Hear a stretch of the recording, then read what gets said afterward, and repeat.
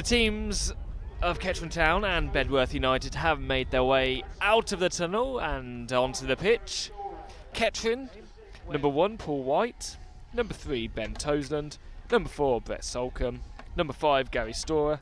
Number 6 and captain, Michael Richards. Number 10, Ben Milnes. Number 11, Rhys Honers. Number 12, Dion Kelly-Evans. Number 14, Marcus Kelly. Number 15, Declan Towers.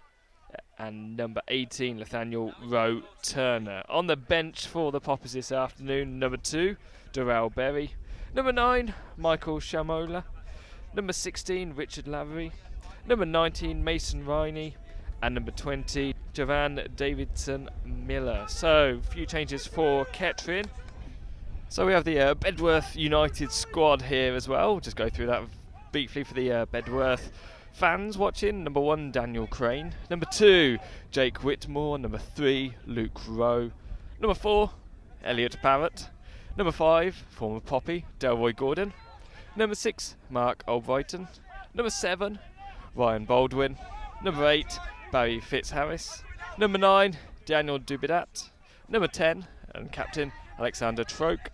And number 11, Rhys Blackmore. The bench for Bedworth United looks like this. Number 13, Jack Gees.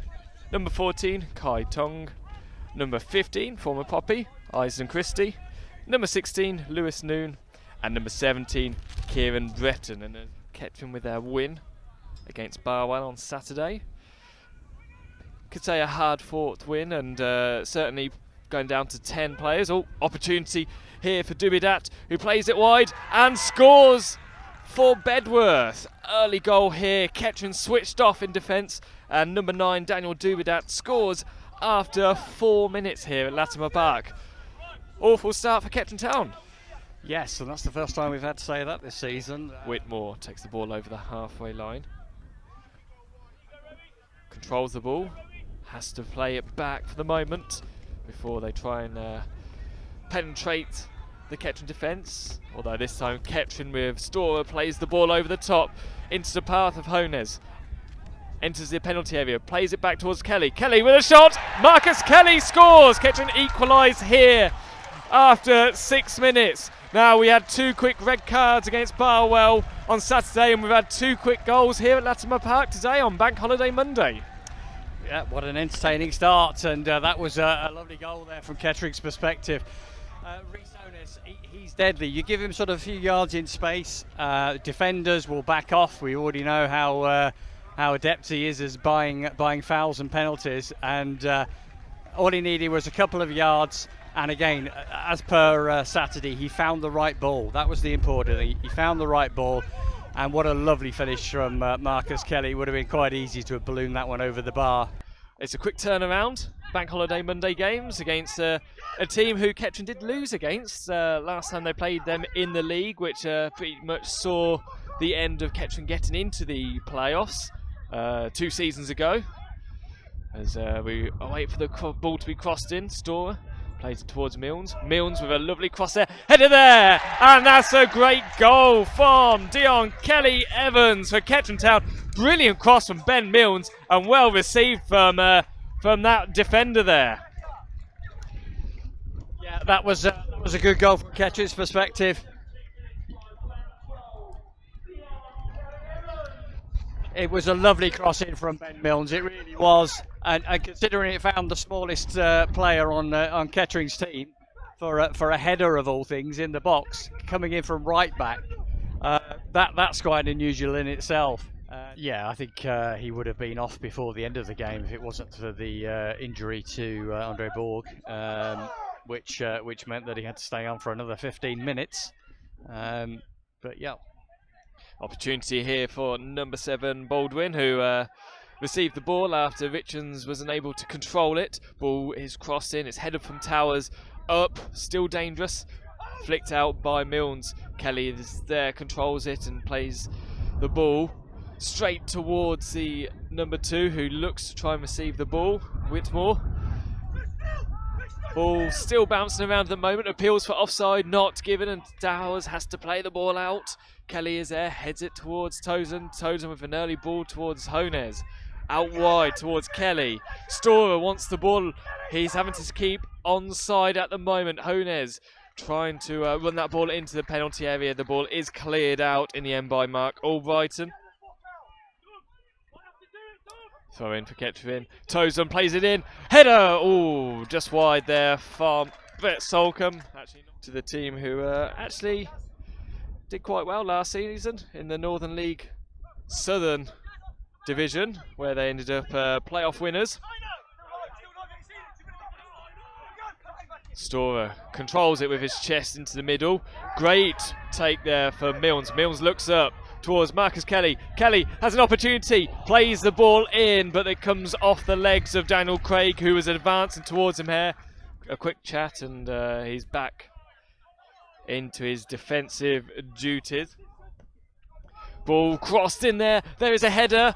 The ball just fizzles wide. It comes off a Bedworth United player. Out. Looks to pick out someone with a tall head. The ball goes in.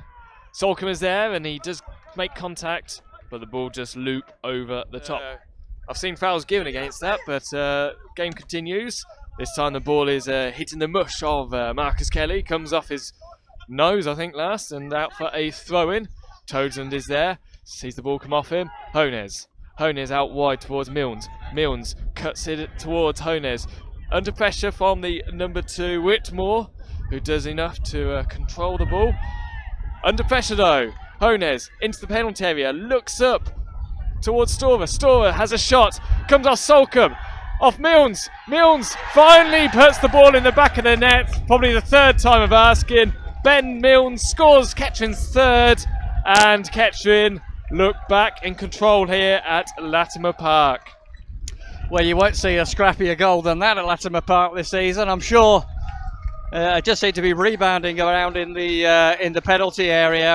It was Gary Storer that got the original shot on that was blocked, and Brett Solcombe then had a great chance, smothered again. But at the second time of asking, Ben Milnes is there to score his easiest goal of the season, I'm sure. Parrott with the ball, plays it towards Whitmore. Paul White just watches the ball, hovers, and collects it with a bit of a tumble. Throws the ball out quite an unusual way, but Kelly Evans can attack now. Finds Marcus Kelly. Kelly just couldn't quite control the ball, and Crane did well in the end to recapture that ball. But that's a great ball forward from Dion Kelly to find Marcus Kelly, and very close to finding his second goal here at Latimer Park this afternoon. But Storer charging down the number 8, Fitzharris. He's done well there, but then he is brought down in a rugby-style challenge. And fortunately for Kettering, the officials saw that straight away, and it will be another opportunity for Kettering. Yeah, and we just had the scrappiest goal award at Latimer Park, and there's the most clear and obvious yellow card award at Latimer Park. It's the first yellow card of the game, and it goes to Barry Fitzharris. Towers at the back post. Richards. Solcombe in the middle. Milnes just on the edge. Benter. Tozen on the edge. Ball crossed in. Off Towers. Couldn't quite find the gap at the back of the post. Storer with the ball high into the air. Solcombe heads it on towards Hones. Hones looks up. Needs to get past a couple of players. Chips it towards the back post. Solcombe is there. Comes off Albrighton. And he heads it back calmly towards Daniel Crane. And Crane with a poor ball out straight towards Storer. And you have to say Bedworth under a lot of pressure at the moment. Controlled from Hones. Not the best of control. Shows too much. And Whitmore plays the ball forwards towards the number 10, Troke. Troke, who gets past Roe Turner. Crosses that ball in. And the ball is stabbed away from Kelly Evans, but then cleared forwards. Hones looks up, delays his pass to Kelly before receiving the ball again, continues onto the edge of the penalty area. He's got options at the back post. Solcombe is there, ball played towards Kelly. Marcus Kelly with a wild shot and took his eye off the ball, off the goal, and a poor finish there from Marcus Kelly. Gary Storer collects the ball out wide towards Deonta. Kelly Evans shows too much, and all of a sudden Kettering are under pressure. Ball thread through. Shot there from the number 7, Ryan Baldwin. Goal kick taken. Over the top. Kelly watches the ball bounce. Richards plays it forward, and the captain, number 10, ended up on the ground there. Referee said no to a foul. Marcus Kelly. Storer switches the ball to the left, finds Honez. Unmarked on the edge of the penalty area. Advancing forward, goes past one, has a shot, and Rhys Honez has kept the ball low to the ground. Curls it at the far post around Daniel Crane, and he finds the back of the net to make it Kettering Town 4, Bedworth United 1. Step forward, Rhys Honez. He's been a pain for the right-hand side of the defence today for Bedworth. And again, he cut in there and vision to see that bottom corner. And there was one cynical challenge where quite rightly got a yellow card, but completely different game in terms of no flashpoints to date in this one. Dubidat with a header. Ball cleared from Towers. Headed further away from Solcombe. Turner controls the ball. Plays it out straight away to Honez. Honez, who is taken out by the number 2, Jake Whitmore, right in front of the home dugout there, and the referee, who has got his yellow card out, Oliver Mackey, has having to give the instructions to the Kettering and the Bedworth players just to move away, but it's a yellow card for the number 2, Jake Whitmore, and it's just lucky that Rhys Honez seems to be back on his feet. Yeah, you can blame me for that one. That's commentator's curse again, saying no flashpoints, no bad challenges. You say the most important thing is that Rhys Honez has bounced back up, and he wants to carry on and get himself another goal. Certainly, the last thing you'd want to see is him stretched off the pitch. Richards with a shot, wanting to get on the score sheet. He won't do it with shots like that. Over the ball, it looks like it will be Kelly to whip this ball in. Turner towards the back post. Gary Storer just lurking in a bit of space at the moment. Kelly, ball in, finds Solcombe, who could not connect, and it goes out for a goal kick. But Kettering fans to the left just singing "Bring on the Christie," as in Isden Christie, former Kettering Town player. Still liked by the Kettering fans, as Kelly receives the ball well, has a shot, good save from the goalkeeper, another opportunity. Kelly controls, and this time plays with the goalkeeper by just controlling the ball, taking it wide slightly and then tipping it over the top of him. Marcus Kelly with Kettering Town's 5th goal here after 73 minutes. Well, if at first you don't succeed, Marcus Kelly, it was a good save, to be fair. Daniel Crane parrying the ball away, and you thought, okay, the rebound has come to Marcus's right foot. Is he going to have a shot? No, but he will make out as though he's having a shot. The goalkeeper dives again, and Marcus just calmly chips the ball into the net. Well, a couple of substitutions now for Kettering. Now they are 5-1 up here at Latimer Park. We see Javan Davidson-Miller coming on. He's going to be replacing Rhys Honez, who gets a good round of applause here. We did question about him being able to last 90 minutes here at Latimer Park today. He's going to be rested now for the Stratford game on Saturday. And the second substitution is Mason Riney, who is going to be replacing Gary Storer, who also has had a fabulous game this afternoon, playing in the middle of the park.